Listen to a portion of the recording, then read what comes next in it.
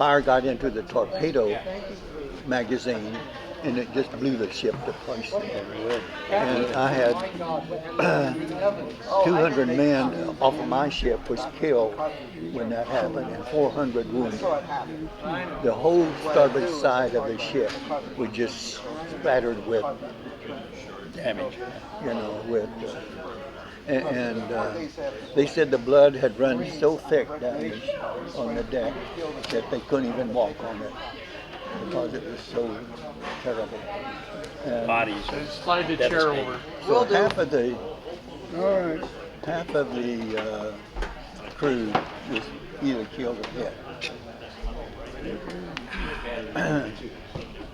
So yeah, that's why I want to talk with him, because the Princeton, when it was hit, my ship, the Birmingham, I took the places, these men that was killed. The Birmingham came alongside of it to help put out the fire, and there was a destroyer that was actually sunk alongside of her by a submarine. Well, they a lot of my crew, or the crew off the Birmingham, went aboard the Birmingham to help put out the fire. And when it hit the torpedo magazine, it exploded and killed 200 men and wounded 400. And the starboard side of the Birmingham was just shattered with potholes where well, then it came back to Vallejo, California, and that's when I went aboard her. I took places of some of the fellows. So one thing I didn't talk about. I saw MacArthur return to the Philippines. You saw him I saw him return. We were low on fuel, so we went up to the tanker near the beach, and we were refueling. The torpedo director has the biggest telescope the Navy used. And I'm looking through this, there's activity on the beach. I usually include it in the story. I say I saw MacArthur return to the Philippines. I saw MacArthur return to the Philippines. I saw MacArthur return to the Philippines. Because it was 4 days after the landings. There were Marines on the beach on a beach party. And the Marines hated MacArthur, and they swam through the field of vision until the MPs forced them away. 6 months later, we got new film aboard the ship. One of them was a newsreel. MacArthur, victorious, returned, bullets whizzing past his head. Oh, God. They nicknamed him Dugout Doug. That's right. That's Hollywood for you. Well, I went aboard I went in the Navy. I just turned 17, and I went into the Navy. And I went to Farragut, Idaho, at boot camp. Yeah, Farragut. And I had a brother in the Navy, and we met after I got out in December at 44. I went to Alameda Air Station. My brother was in the Naval Hospital. He had an arm hurt. And so we went on Liberty, and I said, there's 2 drafts going out. One to Birmingham and one is supply base in the Pacific. He said, get that ship if you can, because he said, you get stuck at some island, you never go anywhere, you never see anything, So the next morning, I went and asked if I could go aboard ship. So I went aboard ship and talked of my shipmate that I came out of boot camp with. I said, come go with me aboard ship. And he was killed in Okinawa. We took a kamikaze in Okinawa. But you're talking about the many ships sunk. On the day that we were hit on May 4th, 1945. Our ship took the kamikaze. We've been shooting star shells all night for the Marines. And we just headed back into the port. And I was at the GS talker on the bridge when all of a sudden we had 20 millimeters on the bow. And the Marines was on our ship did 20 millimeters. I was on 40 millimeters. And he was shooting right straight in, and I looked out, and here he comes, right straight down on us.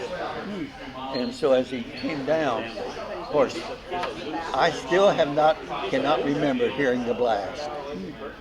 I guess I blacked out or something. I don't know what it was. But anyway, I had the watch that was on the plane that hit us. That's incredible. I was told, if you find any, I was on a party to clean up the mess out of the plane or the ship. So anyway, I came across that. I said, some officer's going to stick that in his pocket. I'm going to stick it in mine. Keep it yours. So that's my only souvenir that I got. What was it again? Huh? What was it again? A watch that was on the plane. Was it a wristwatch or a pocket watch? No, it was about that big. But anyway, we did find out that some of the kamikaze pilots wore them around their neck with a ribbon. So it could be in that. I don't know. But either one of the two, that watch. But that was interesting. But when after that, we went to Pearl Harbor and got fixed up, heading back to the war zone when the bomb went off.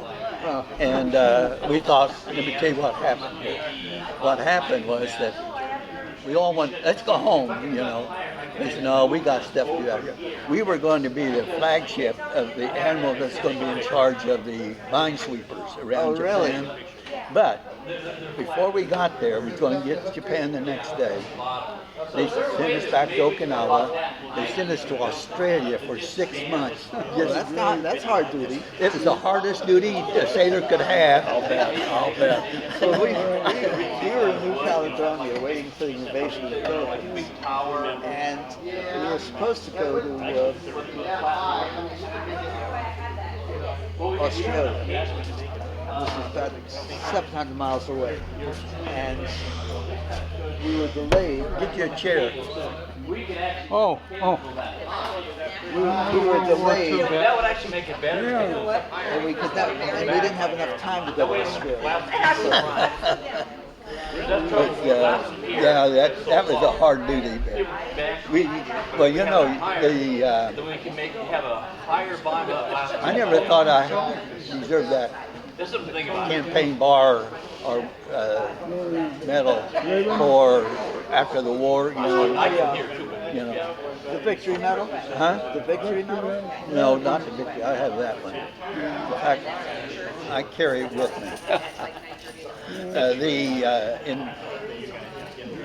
hockey. I'm losing my mind half the Join the time crowd. anymore. I imagine you guys feel this too. The occupation medal. Oh. What is the occupation medal? You got a camera on. One of the things that I noticed, at boot camp, I qualified for marksman, and marksman, shooting a rifle. Oh, marksman. Yeah. Marksman. And I noticed there was a medal for that. I got the certificate at boot camp, and they said, so I went and I said, well, do I still get that medal? If and so the Navy sent me the medal, sent me all my Like your medals, uniform, every looks one good. of them. I said, I wondered how come you dressed but up. since I had the victory medal and the other ones already, I just stuck these on my my chain. That's his medal for. You don't want to carry those around, do you? I don't want the memory. Oh, my memory is not, even though it was, I lost my shipmate, shipmate. There was 50 men killed when it hit us. I'm aware of that. Talking about a Yeah, kamikaze. I'm not going to dwell on it. It's just, I don't want to. Well, I think sometimes talking about it helps me Birmingham, anyway. I said, Doesn't me stirs it up. But this right here, you don't forget what you went through, and it imprints your memory. I don't like it. Yeah. I think some people had more action. Well, you was talking about blood on the ship, Yeah. dead bodies. I have a friend that was at Iwo Jima, He landed at Iwo Jima, and he passed away since then. But I remember him telling me personally. He said landing on that at Iwo Jima, the surf of the water at the ocean was red, not ocean color. The Japanese were dug in. The shelling before any of the invasions really didn't do much. The Japanese were so well dug in. That's right. Yeah.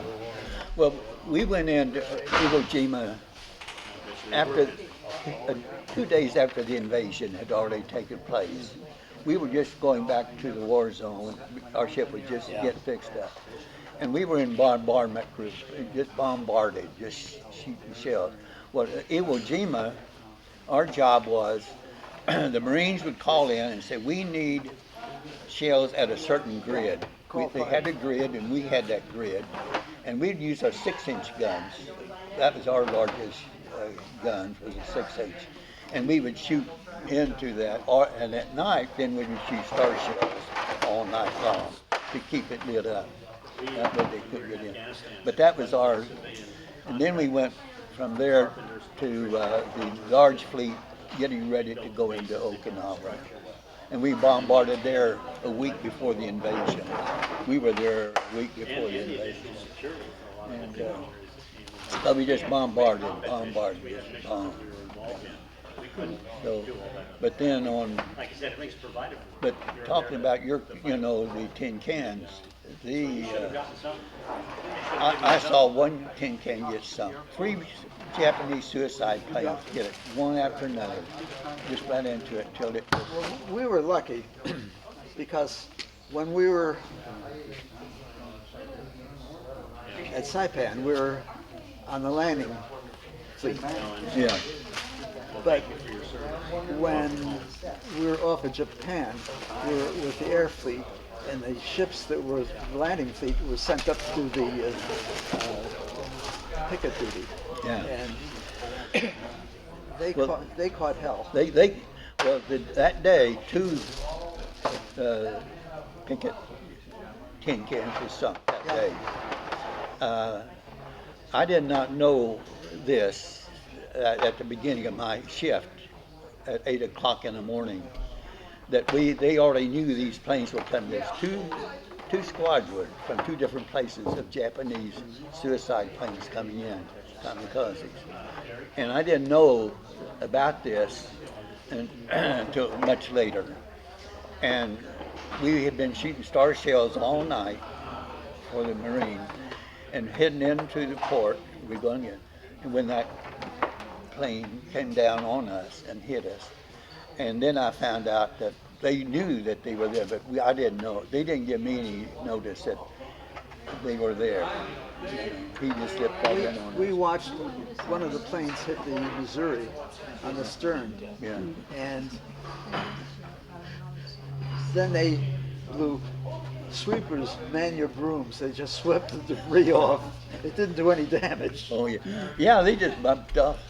There was the Tennessee, I think, was off our port bow the day of the invasion, and one was heading in towards that into the Tennessee, and we opened up fire. I was on 40 millimeter guns, and we opened up on him, and he just made a U-turn in on us, and he came right straight into onto us, just right at us.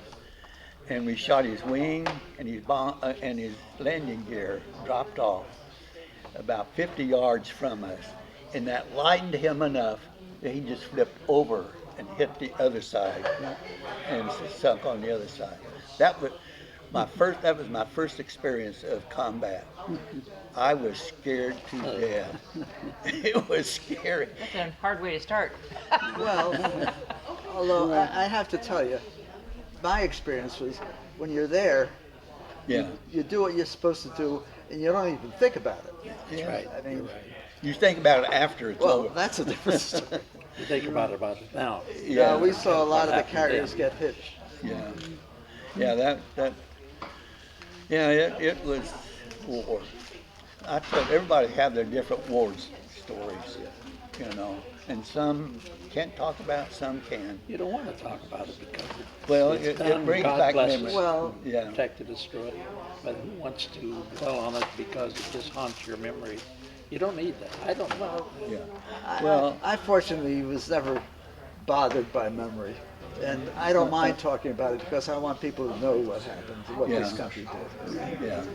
I thought it think- was really interesting what you said. In 7 years, we did all those things. That's right. That is a lot of stuff in 7 years. How long have we been in Afghanistan? 19 years? Yeah, that's terrible.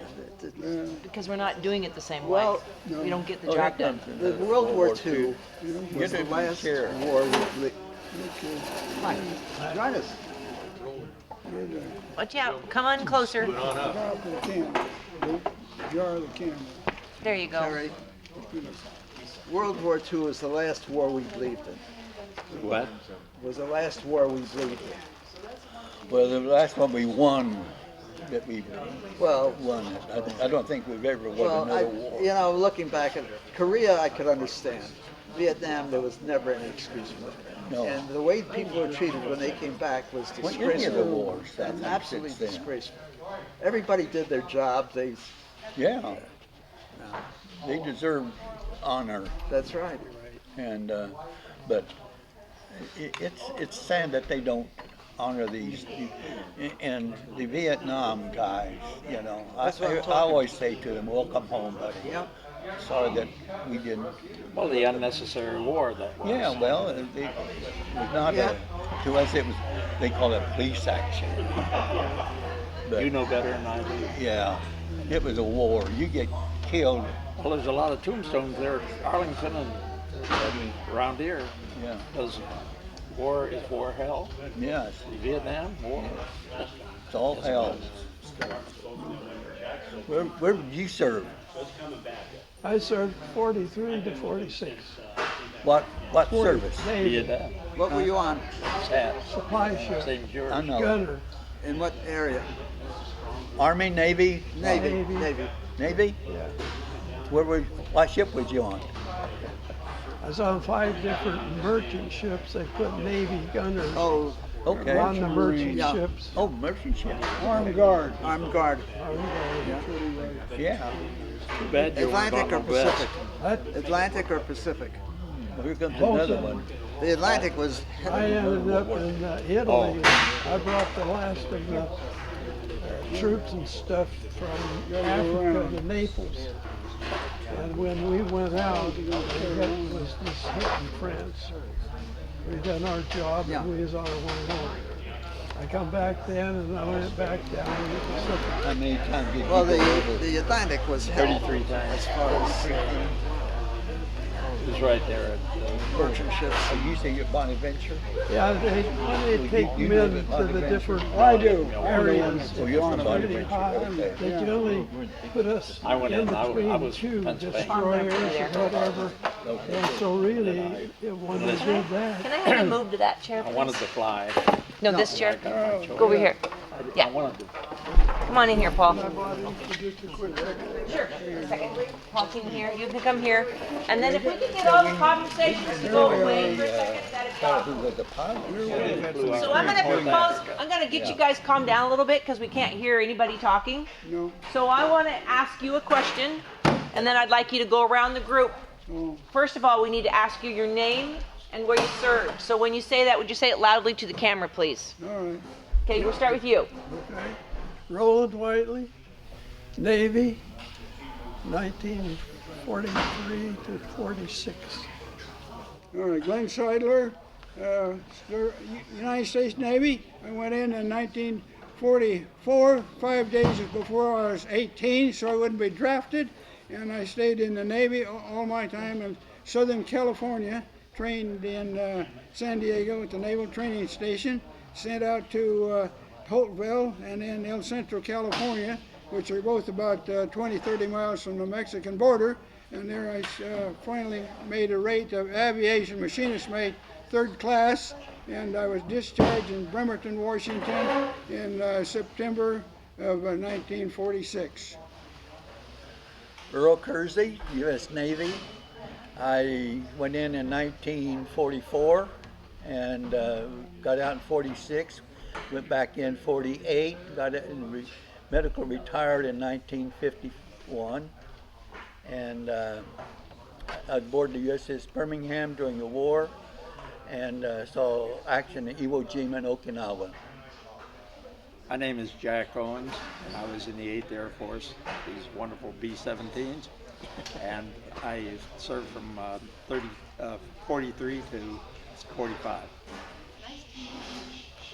Martin Jacobs. I was in the Navy from January of 43 to February of 46, 47, 46.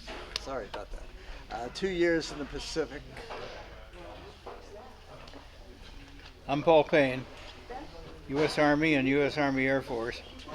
I was a B-24 bombardier. Never got out of the training command. But we were headed for the South Pacific, and we were going to do snooper work over the China Sea at low-level radar bombing. But they dropped the first bomb, and that canceled that out. Thank you. So I'm going to go back to you for a second. Why is the B-17 a wonderful plane? It was called a flying fortress. That's exactly what it was. It was the most durable plane that we had in Europe. Germany had good planes.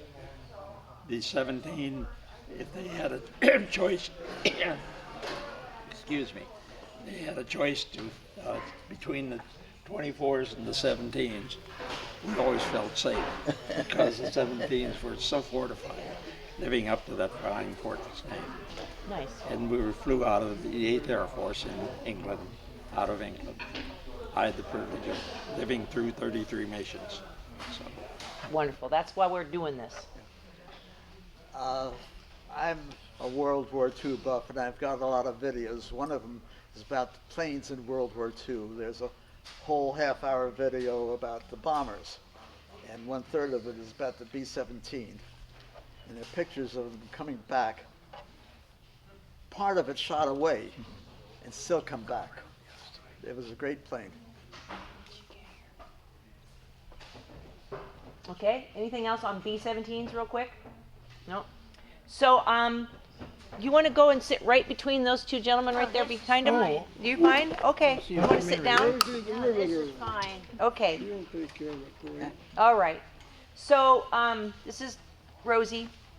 Rita Hathaway. Riveter? Yes. Rita Well, Hathaway. She I riveted really B-29. appreciate what he said. My husband had written to me on Vmail and says, I survived the war in Europe. I will not survive flying over Japan. And then there was Hiroshima and Nagasaki. And his ship, instead of taking him to the Philippines and Japan, he turned around and he came back to the United States. And to hear what you were saying of what it was like in the Pacific, oh, you boys, all of you went through hell. All of you. My heart's with veterans. It really is. My ship was I a am very, the very lucky ship. daughter of a World War I vet, the mother of a World War II vet, or the wife of a World War II vet, and the mother of a Vietnam vet. Tell us how you got the nickname of Rosie the Riveter. They have it. No, not here. Put it on this one. They have a tape. Well, it's good. We haven't. She's talked But to it us was a lot. It's awesome. nice to hear your story. Thank you. She worked for Boeing and riveted B-29s. Right. So now we're going to go around the room. I'd like you each to tell me a snippet, a short story, your most memorable moment of World War II. You want to start? Well, I was all over the Pacific. I went around over and moved the last of the troops from Africa into Naples. And while I was at Naples, Mount Vesuvius erupted the most it had in 90 years. About 2 o'clock in the morning, I stood there all till 7 at night and watched that thing. It just was blowing lava. Oh my. That was very outstanding. I guess that's about it. Thank you for sharing that. That's interesting.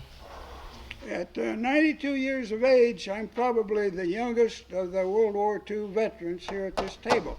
But I can remember December the 7th, 1941, in McMinnville, Oregon, when my mother came down some stairs into our basement, and she said, "The Japs have bombed Pearl Harbor." I didn't know what Pearl Harbor even was, but here I am. I know now. Thank you. Okay. I'm 91, so I'm much younger than you. Oh, They're all kids. right. I'm 96. oh yeah, see? I think the most memorable thing I just mentioned, on May 4th, 1945, our ship took the kamikaze off of Okinawa. And the thing that reminds me, and probably you've had this, I lost a good shipmate that we went in boot camp together in Farragut, Idaho, and I talked to him on coming aboard ship, and he was killed that day. The plane went right through sick bay, killed all of our doctors, everybody in the sick bay was killed, and we lost 50 men that day. And but I think one of the most touching moment to me is that when we left left Okinawa, we still picked up others that had been killed in compartments that had been closed off because of the water, and we were still finding bodies. And I think at night, when I hear a bugle blow, it touches I cry every time I hear the bugle, because seeing us taking our shipmates and burying them at sea is a very touching moment. You never forget that. And every time I hear the bugles playing taps, I just, as you feel, that feeling, you know. Right. As you know, I was in the 8th Air Force, and I flew out of northern England right up near the Scottish border. That was our base. But I remember one mission assignment we had, and I'll never forget the city that you've maybe visited in Germany, called Nuremberg. We had an assignment there to go destroy all their marshalling yards and railroad yards that we could. Seeing a formation of 92 planes in one formation, seeing them all clustered together, ready to make bomb drops, and that was our assignment. To see your brother beside you flying in his plane and maybe going down in pieces. And by the same token, when you come back to your barracks or your hut that you were sleeping in, and seeing 2 crews, and there was 2 crew assignments to a Quonset hut, 9 men to a crew. To see one of those groups of the 9 men not return. You don't forget it. It burns deep. And war is cruel and hard, and it hurts. But I just praise God that I'm an American. We were not guilty. We were innocent. We defended a cause. And I can live with that today, even though I don't like what happened at Nuremberg. Yeah. Thank you for sharing that. But Thank you for sharing that. It's very important. Martin Jacobs has spent 2 years in the Pacific, 3 years in the Navy, 1943 to 1946. I was on a very, very lucky ship. We were never hit. We were in a lot of action. Saw a lot of ships being hit. But again, we were very fortunate. I have nowhere near the history that these guys here at this table have. However, I do remember forming our crew on a B-24, and we were 19 and 20-year-old kids, and we hopped all over that thing like it was nothing and took it off every morning, practice missions. Finally, we got a brand new one out of the Ford Motor Company, and it was all painted black, and we were going to head to the China Sea, Clark Field probably, work out of there, and they were called snoopers. And we had radar sets over our bomb sites so that we could bomb at very low altitudes. Of course, as far as I was concerned, every wave looked like a target. But anyway, anyway, they dropped the first atomic bomb, and there was no need for us. But always remember that we were all set and ready to go. Do you have a memorable moment you want to share? I think I just did. Okay. When Hiroshima was bombed, and I was working on the B-29, on the B-29s in Boeing's. Good plane. Best birthday I ever had, and my husband didn't have to fly over Japan. His ship was rerouted to the United States. Wow. And he came home. I'll never forget that birthday. It was Right. in Hiroshima. And it's just one I'll always have in my memory. Okay, so you kind of touched on it a little bit. I wanted to ask you another question. We were Americans. We had a cause. Why was it so important that we fought this war? Who wants to start? You want to start? Why was it important that we did what we did? Because we had to. Yeah, we was forced into it. The Japs come at us, but we had to go and pay them back. I think I was just 14 when the bomb, when they bombed, December bombed 7th. Pearl Harbor. And I don't know, I think I had two brothers, and they were in one the Army and one the Navy. And I think that you just felt, America, this is America, and we were bombed. We were destroyed. And I think the fact is that we were brainwashed very good about how bad the Japanese were and all that. And I think that we just said, we just got to win this war. We've got to destroy them. And I think that was the feeling that I was, brainwashed enough to just get over and get the job done. Well, Yamamoto, he knew because of his own personality and having been in the United States, in Harvard, I think it was, that he had to knock us out or at least get some sort of a concession. Otherwise, as he said, after Pearl Harbor, we've only awakened a sleeping giant. Yeah. And we not only fought the Pacific War, we were also fighting the European War. And we were what I think Roosevelt had it right when he said we're the arsenal of democracy. Neither the Japanese knew, but Hitler and his bunch, they had no conception of what the power of the United States was. Yeah. And when he declared war on us 3 days after Pearl Harbor, he made it easy for Roosevelt to do everything. Lend-Lease was down the drain after that. We sent everything that England needed. One of the things I say, most people say about World War II, I said, one thing about World War II, it's not just the servicemen, but everybody was in World War II. Right. My dad left his barber shop, worked in a bomber plant, building B-24s. Mother, she kept the oil and stuff for ammunition. And so everybody was in the war. So I say it's not just we who fought the battles, but everybody was just as much in the war as we were. And so that's what I felt. When he says everybody, I'm just a Christian, but I'm also American, and I'm trying to be patriotic.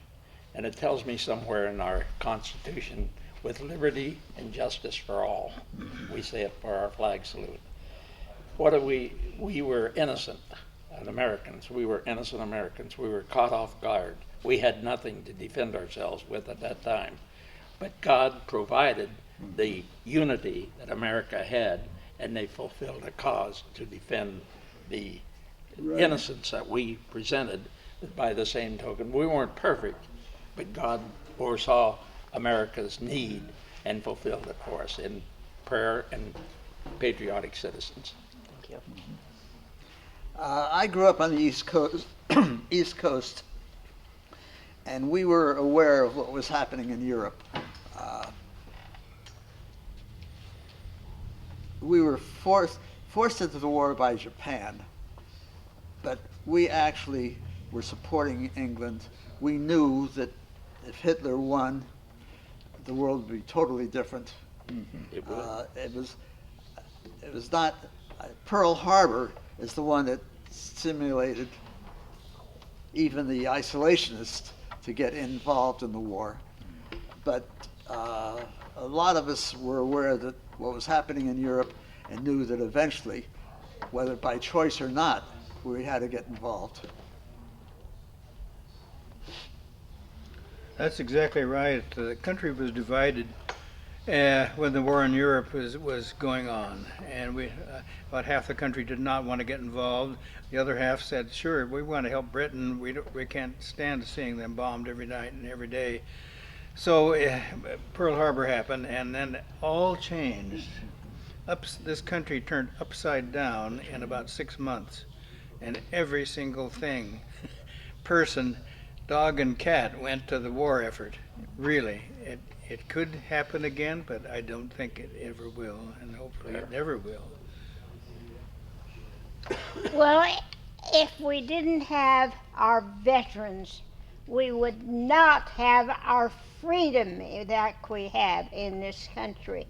We owe it to you veterans, and I appreciate it. Thank you. Maybe the next generations don't recognize the freedom that we have because they grew up with it. But without our veterans, we would not have our freedom. I'm going to make a strange statement. I don't think anybody owes me or us anything. We did what we believed in. Yeah. We did it with a purpose. We did it for ourselves as well as for everybody else. Right. I refer to this as the last war the whole country believed in. And the whole country, Rosie the Riveter, the people in the factories, everybody was involved.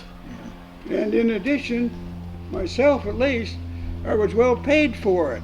After I got home, if you... A GI Bill? Yeah, a GI Bill. Yeah. I went through 6 years of college. I was able to borrow money from the state of Oregon and able to buy a home, Yep.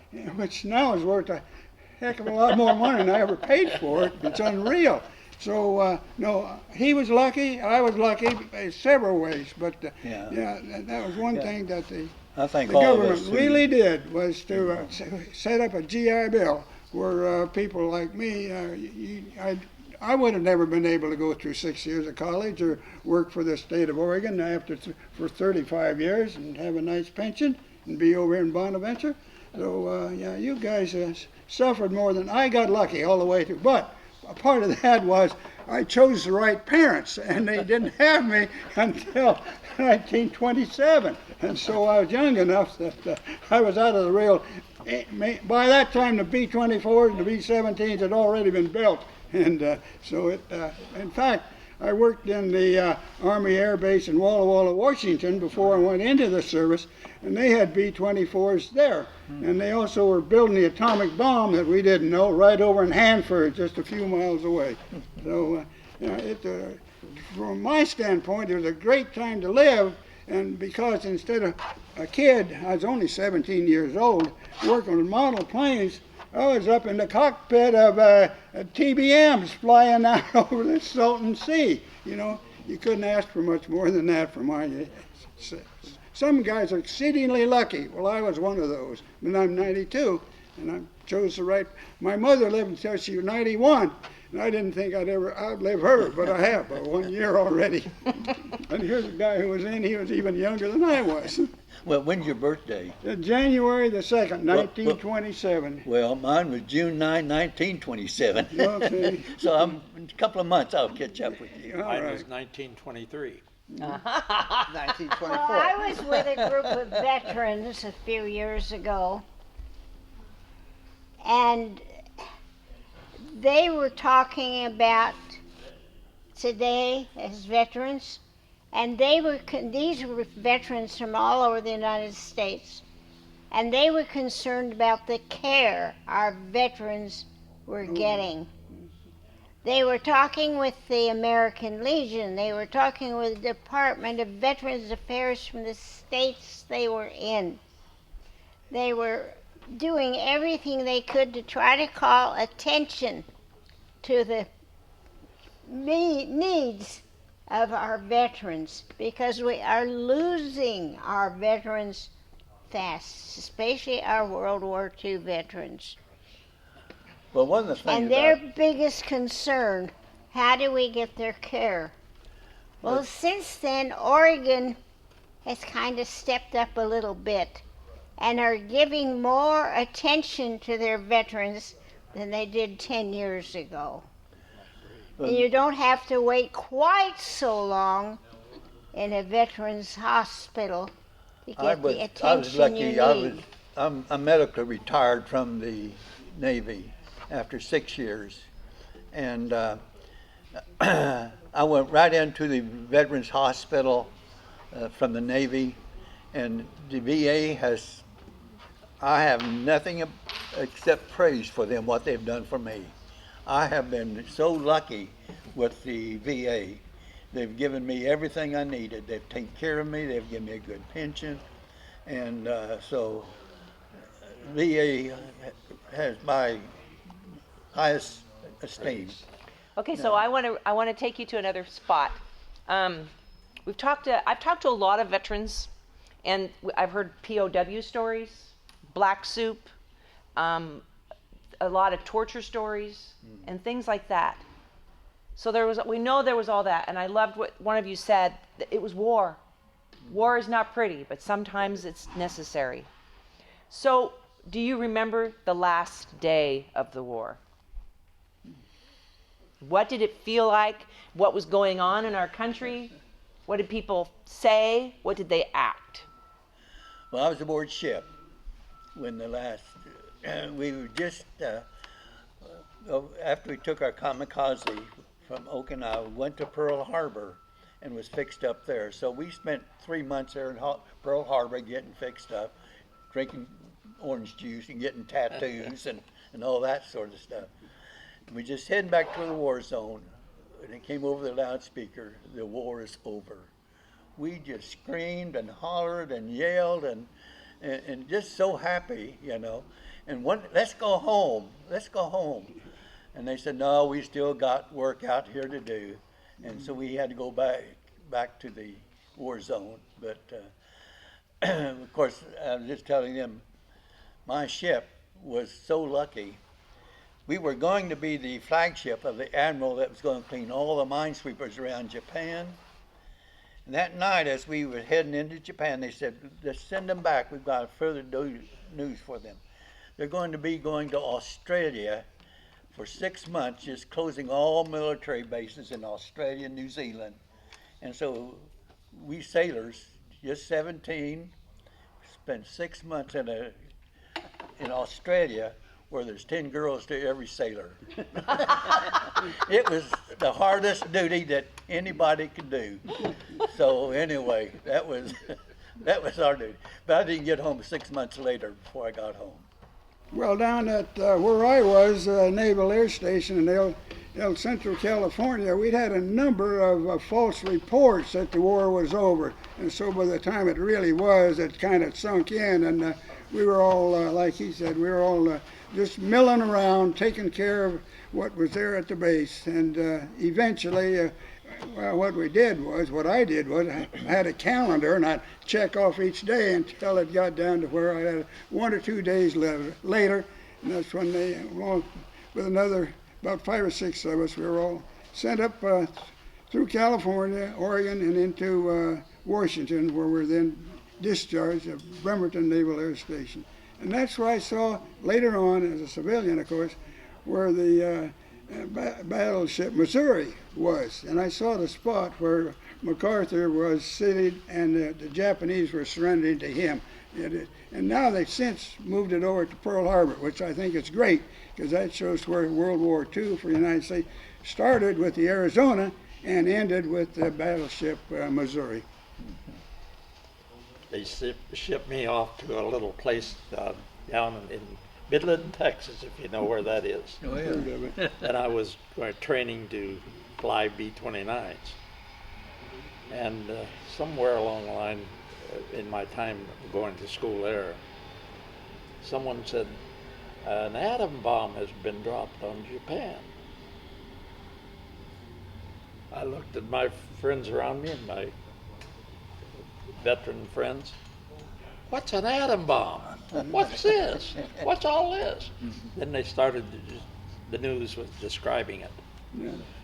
And the mindset of this person, and I imagine a lot of Americans, drop them all over Japan. Boy, that's good, that's good, that's good. We were heartily in favor of destroying the country of Japan with a bomb that we had that was new to the public eye. Yeah.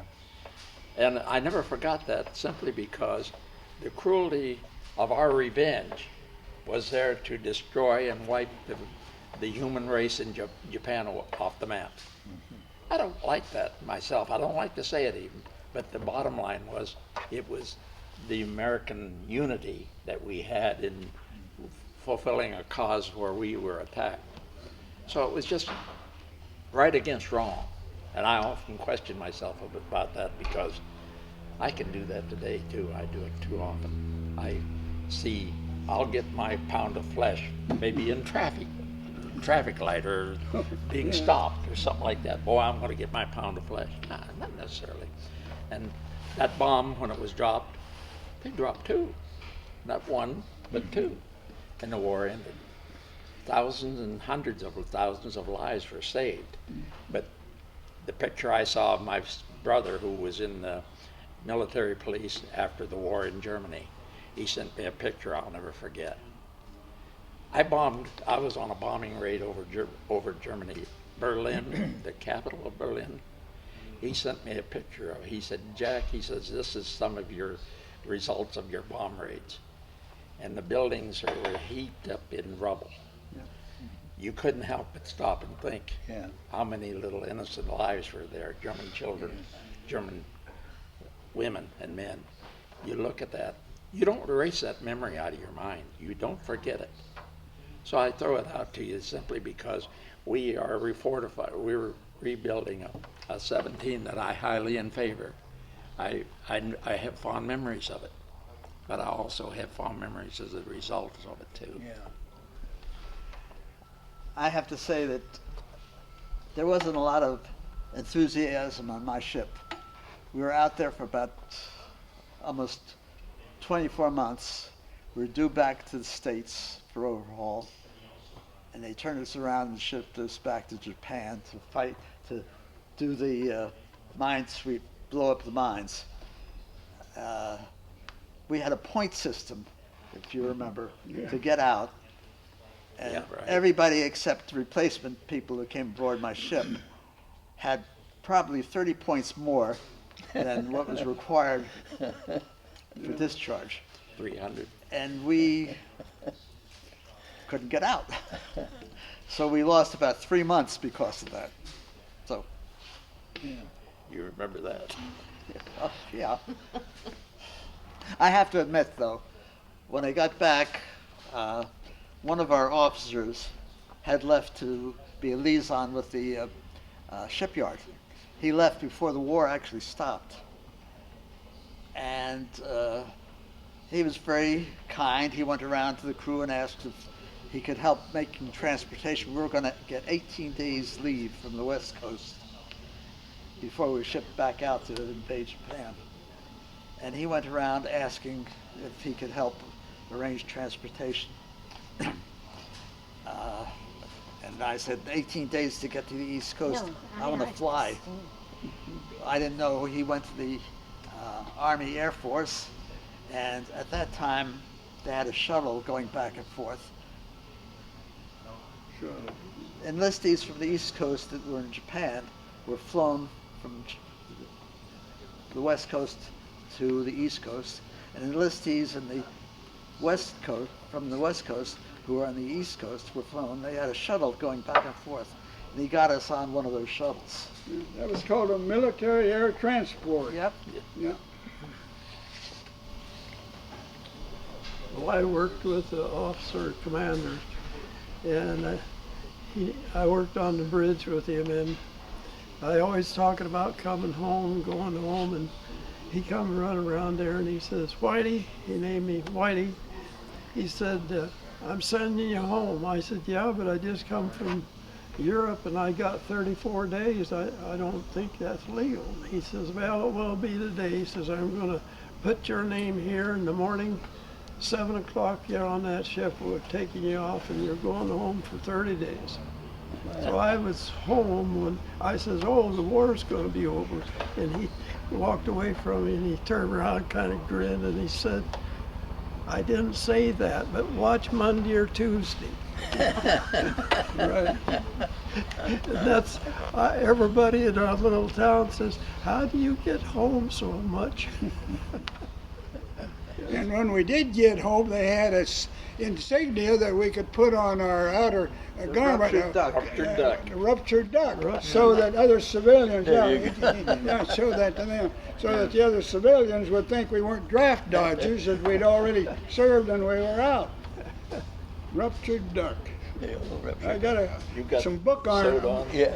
Book arms that I picked up somewhere that have the picture of that on it. No, we the ones that made it without, we were really fortunate. But we've got memories that you never forget. One way or the other. Sometimes something else will pop up to you, Right? Well, that's Anything else to add about the last day? Yeah, well. Okay.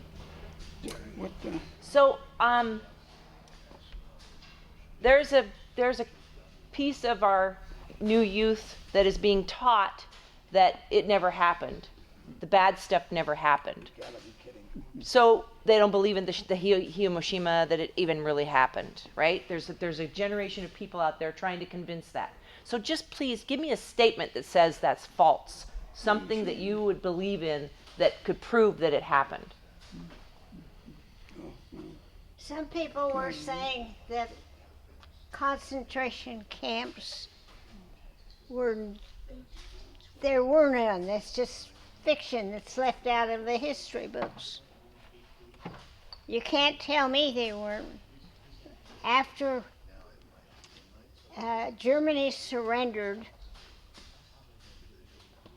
my husband had been flying the C-47s that dropped the paratroopers into Normandy.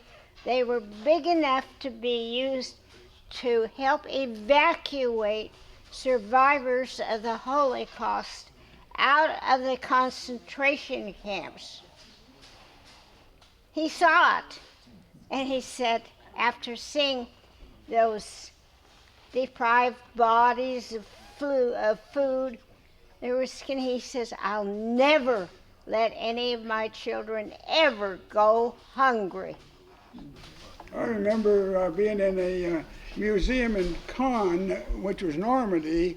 This was, of course, after the war, naturally, and seeing those yellow stars of David that the Jews were forced to wear. And a little simple thing like that is what was the beginning of what ended up with concentration camps. Well, you boys lived through hell. You are a few of the survivors. I appreciate all of you. We need to take care of you. I was on a tour, and we visited the Concentration. No, at one point we did, but we visited the Omaha Beach on the 49th anniversary. Yeah. One of the men traveling with us, his wife was with him, they had been married during the war. He stood on the cliff and pointed out where he had landed on D-Day. And perhaps the most moving thing that I've ever seen, we were there just at dusk at the cemetery when they blew taps. And it was incredibly moving. Oh, yeah.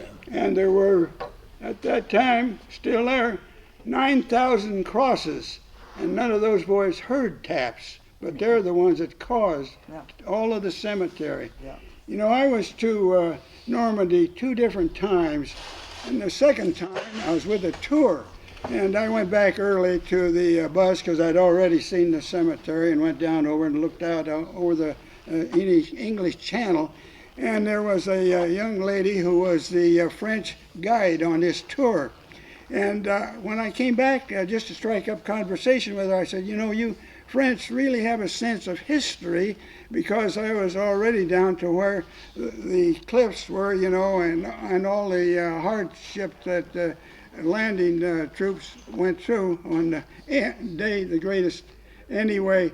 And she said, you know, because I likened that to my country, I said, you know, if we'd had stuff like that, we'd have already bulldozed all that off, all those craters and everything, built up high rises. Somebody made a lot of money off of it. What they had was just a bunch of holes in the ground. But that was signified, that was history. But she said, you know, I had a tour not too long ago, and when I had a lot of younger Americans on board the tour. And she said, when we pulled up here, they didn't even want to get out and look at anything. And she said, they just wanted to party on the bus. And that's the way kids were. This wasn't all that long ago.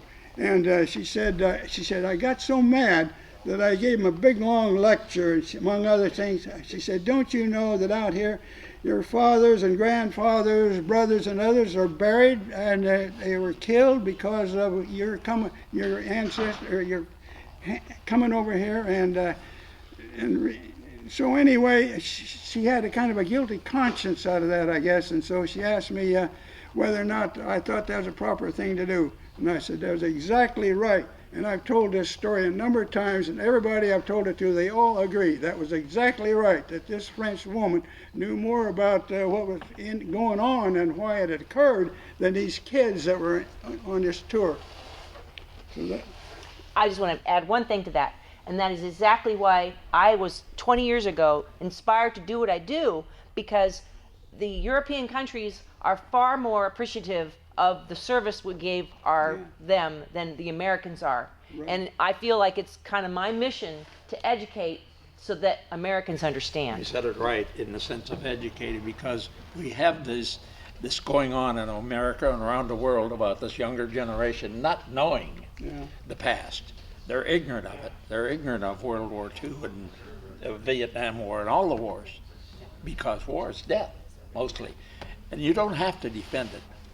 Let them look inwardly or stand in front of a mirror and say that. I don't think they really mean it, because they had the freedom and the liberty that we have today simply because somebody was willing to step out and defend that injustice. On that same trip, we were in Holland, in Middelburg, which is western part of Holland. And our leader was from Middelburg, and he told us during the war, the Germans had dug in, and the American and British planes flattened Middelburg. He said it was knee-high. When we were there, of course, it had all been rebuilt. Yeah. But in spite of that, we'd walk around, and the Dutch would come over and thank us for what we did. Yes. Yeah. That was 1993. The Europeans, again, in that same trip, we were in the Charlemagne building, the headquarters for the EU, and the president of the EU spent 2 hours telling us what they did. And at the end, I this dumb American asked him, you've talked a lot about mechanics, what have you accomplished? And he sort of looked condescendingly at this dumb American and said, we used to have a war every 20 years. We haven't had one in 50 years. yeah. One of the experience I had about people being gratitude, after I left the war, I went into the ministry, and I pastored 2 churches in Australia. And the first church that I pastored up in the outback of Australia, Charters Towers, and those people were so excited about this Baptist preacher who was in World War II, and they just, they thought I was a big hero and all of that, because in Charters Towers, there was a B-24 bomber group that was there to bomb the Coral Sea, to be there during that time. And they just, you know, they wrote up a big story. I said, that's not me. But they always said, boy, these American boys. There's one lady in our church. She said, those American boys were my boys. And she fed them every Sunday morning. And she said, I don't know where I'm getting the food, but it would be there. Chickens and food and all that. But of course, and these boys, or these Americans, would always write to her. She was still having contact with World War II guys that was on. And while we were there, the ambassador to Australia came to our town and put a big plaque out on the airport, out at the airport, you know, thanking, you know, of Australian being so gracious to us, you know, while we were there. So that was an interesting experience that I had. That's good. Because they really did like us, you know. Mm-hmm. We were the good guys. Huh? We were the good guys. Yeah. Well, it's fortifying, too, to realize that people recognize a job well done. Yeah. Nothing to brag about. Yeah. We don't need that. But to see, how many times do you wear this hat, somebody comes up and gives you a recognition? Yeah. They used to tell me, you're not old enough to wear that hat. And I've had people, you be in a restaurant, and the waitress or the clerk afterwards would say, well, your meal's paid for. Yeah, I've had that. That's kind of neat to realize that there's somebody out there recognizing maybe something that we didn't like, but we ventured through. I had a guy buy my breakfast one day. I went to the restroom and came back, and my wife said, the bill's paid. I said, who did you pay? She said, no, some guy just paid it all. Yeah.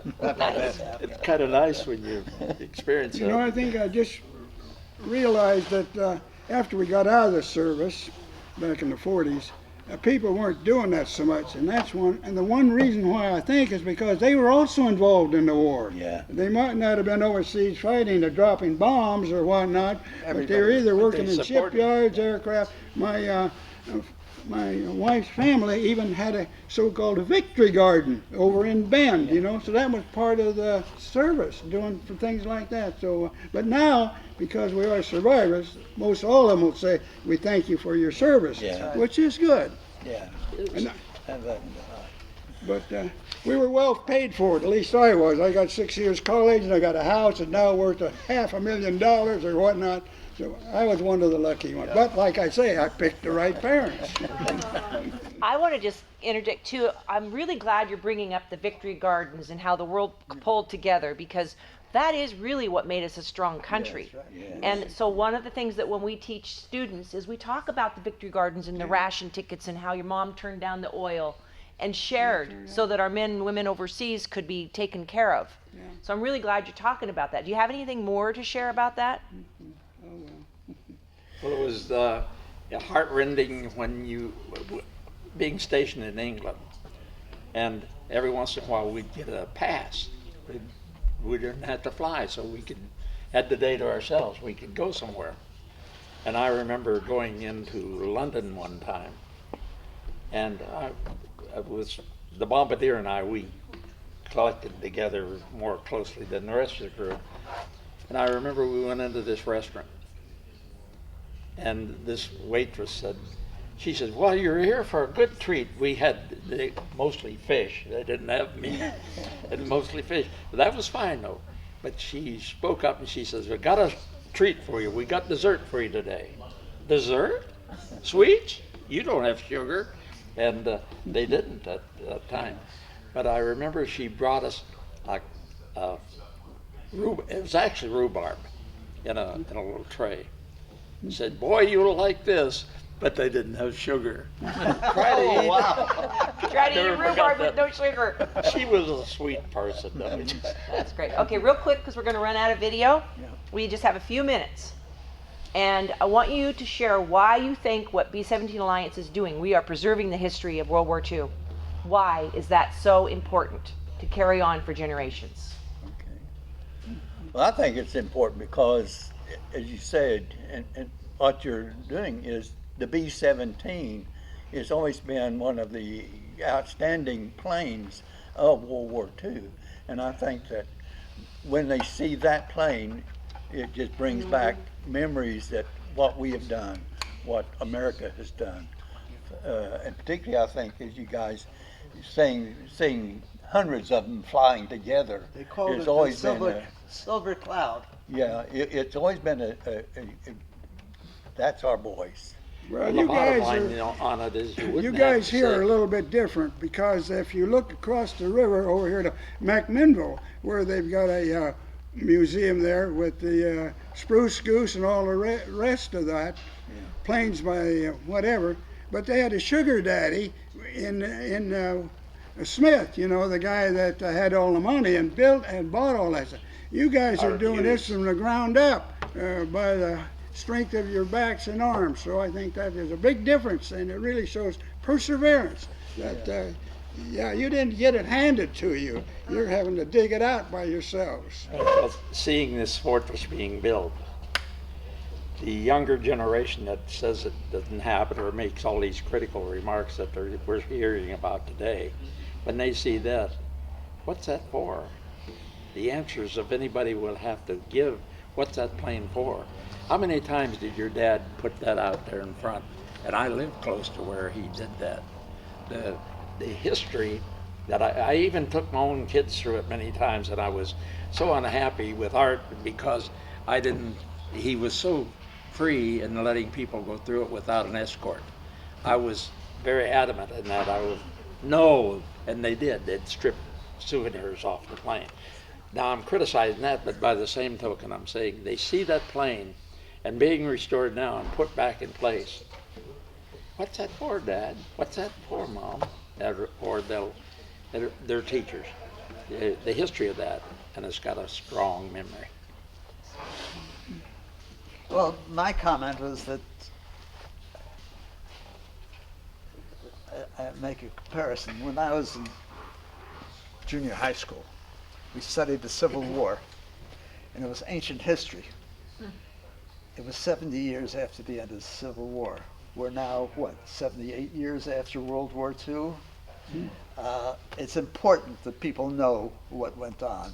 It's important to know that things were done that, unfortunately, I'm not talking politics, we're not doing these days. People have to understand the importance of working together. And it was the example of everybody working together. Civilians, everybody. Thank you. Yeah, we're free. Free. Yeah, freedom rings. We're lucky, really lucky to have a symbol, Did you go on which is the B-17 B-17 flight that we last have summer? here. And that's what we try to tell people in our tours that we give. Flight. We I was try on to the put same them in flight. context Were you? with what Yeah. took place in this When my country in daughter World War Up in II. Hillsborough? Yeah, Yeah. that was good. I've got a Made me pic- mad though because I had Okay, to pay for this that's the one. end Thank of the you film. guys. This was so awesome. Thank you for staying and sharing and visiting. I think this was one of the best things I've ever done. It was awesome.